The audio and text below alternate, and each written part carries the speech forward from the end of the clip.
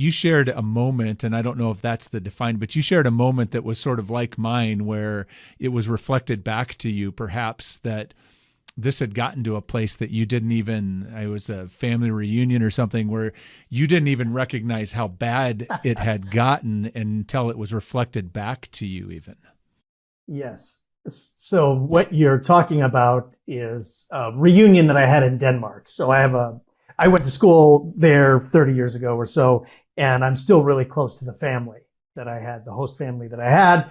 They had hosted us in the summer of 2022. The whole family was there, and they saw me walking around, chasing the kids around, and they're like, "Oh my gosh, what's the matter with you?" And I'm like, "What are you talking about?"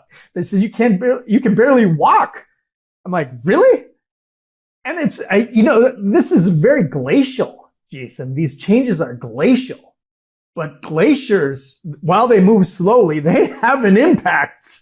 And I didn't realize how far things had degraded, how labored I was in my walking, how difficult it was to pick up my own kids.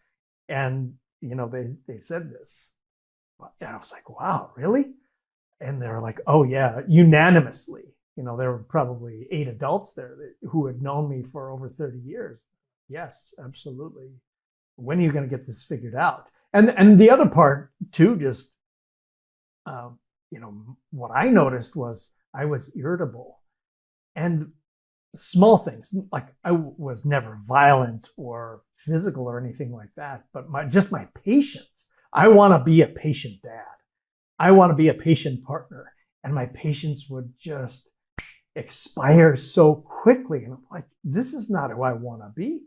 I always think about, like, and we'll end our conversation on who I want to be over the next 25 years. I think about who I am and who I want to be. And there's a gap, of course. But I have a very clear idea of how I want to close that gap. And I do not want to be an irritable person. I do not want to be an irritable father or partner or friend. And I certainly was. So those two, I think, realizations or recognitions were so important in kind of having me make the appointment to get that first surgery done.